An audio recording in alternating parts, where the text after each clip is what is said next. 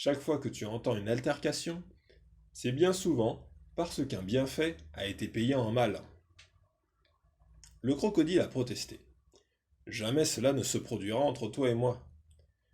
Alors, je l'ai fait entrer dans mon grand sac, et franchissant les flammes, je l'ai porté sur ma tête jusqu'au bord de la rivière. Là, il m'a demandé d'aller jusqu'au bout de mon bienfait et de le faire entrer dans l'eau. J'ai donc repris mon sac, suis entré dans la rivière et l'ai déposé là où il pouvait nager. Et voilà qu'une fois sorti dans l'eau, il se retourne et m'attrape le pied, sous prétexte que, perdu dans la brousse depuis 7 jours, il n'a encore rien trouvé à manger.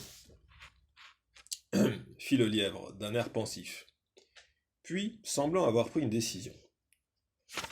Crocodile, dit-il, il est clair pour moi que la vérité est de ton côté. Pourquoi? Parce qu'un crocodile, perdu dans la haute brousse, c'est une chose qui n'a pu se réaliser qu'à l'âge où les pierres étaient encore tendres. Quant à cet homme, je voudrais que tu lui prouves que son sac ne peut te contenir tout entier comme il le prétend. Entre dedans, puis ressort.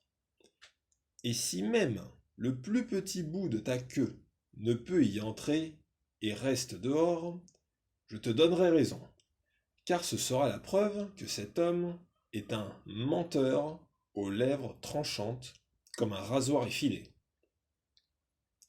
Le crocodile sort de l'eau et se traîne sur le sol. L'homme écarte l'ouverture de son sac. Le crocodile y fait entrer sa tête, puis hésite un instant. Ô homme, fait le lièvre à voix bien haute, je te préviens, même si le crocodile entre tout entier dans ton sac, mais qu'il reste encore un petit bout de sa queue au dehors, je lui donnerai raison. Cela voudra dire que tu as menti. Rassuré, le crocodile se glisse jusqu'au fond du sac, veillant bien à laisser au dehors un petit bout de sa queue. Homme, dit le lièvre, à voix basse, fais vite, attache bien l'ouverture de ton sac. L'homme l'attache solidement. T'arrive-t-il de manger de la chair de crocodile? Oui, dit l'homme, chaque fois que je peux. Alors cogne sur le crocodile, cogne-le bien fort, jusqu'à ce qu'il en trépasse. Puis, porte-le sur ta tête et emporte-le jusqu'à ta maison. Si tu as du riz, décortiqué chez toi, tu viens de gagner la viande pour l'accompagner. Lièvre maudit, fulmine le crocodile du fond de son sac. Si je sors, tu verras combien ce que tu as fait est mauvais. Je te couperai la langue, j'arracherai les poils de ta queue, je t'écourterai les oreilles, je déracinerai tes dents. J'entends et j'accepte, dit le lièvre tranquillement, si tu parviens à te sauver d'abord. Brûle-moi, écrase mes os, et répands mes cendres aux 4 points cardinaux si tu le veux. Pendant ce temps, l'homme s'est saisi d'une grosse bûche de bois. Il s'approche du crocodile et le frappe de toutes ses forces, jusqu'à ce que le sac soit rougi de son sang. Une fois certain que l'animal est bien mort, il jette sa bûche et dit au lièvre. Lièvre, viens avec moi jusqu'à ma maison. Je veux te présenter à mes parents, à ma femme, à mes fils, et leur dire ce que tu as fait pour moi. Il pose alors sur sa tête le sac contenant la dépouille du crocodile et s'engage sur le chemin qui mène au village. Le lièvre le suit en trottinant. Arrivé devant l'entrée de sa maison, l'homme dit au lièvre. Entre. Ce n'est pas ainsi qu'il faut procéder, dit le lièvre. Tu dois entrer en premier. Si une personne a quitté sa maison et qu'il y revient, accompagnée d'un invité, il est plus convenable qu'elle assure d'abord de l'état de sa demeure. Tu as raison, dit l'homme. Et il entre chez lui.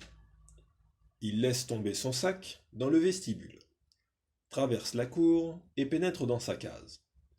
Là, il trouve tous les gens de sa maisonnée réunis autour d'un lit où gît son fils préféré.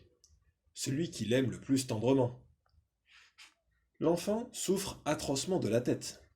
Il gémit à vous fendre le cœur et transpire si abondamment que sa couche en est toute trempée. Une sorte d'écume sort de sa bouche et la nausée lui chavire la tête. Un guérisseur, auquel on a fait appel, est assis à l'écart. Il bat des cauris et les jette sur le sol, afin de découvrir, en interprétant leur position, le remède qui revient le mieux à l'enfant. À peine notre homme a-t-il découvert cette scène navrante, que son esprit se brouille. Il reste planté là sans parole, comme privé d'entendement. « Que fais-tu là sans bouger ?» lui dit le guérisseur. « Va vite chercher de la cervelle de lapin et du sang de crocodile. Les cauris ont répondu. Si ces deux éléments sont cuits ensemble et que l'enfant en mange, il guérira. » Aussitôt, l'homme retrouve ses esprits. « Chut, doucement, dit-il, ne parle pas si fort. Je suis justement venu avec un lièvre qui attend au dehors, et j'ai avec moi du sang de crocodile. Je vais appeler le lièvre. Dès qu'il sera entré à l'instant même, frappez-le, tous, et cassez-lui la tête. » Mais le lièvre, qui était entré dans la cour et s'était silencieusement approché de la porte, a entendu toute la conversation. D'un bond, il sort à l'extérieur et détale sans demander son reste. L'homme l'appelle.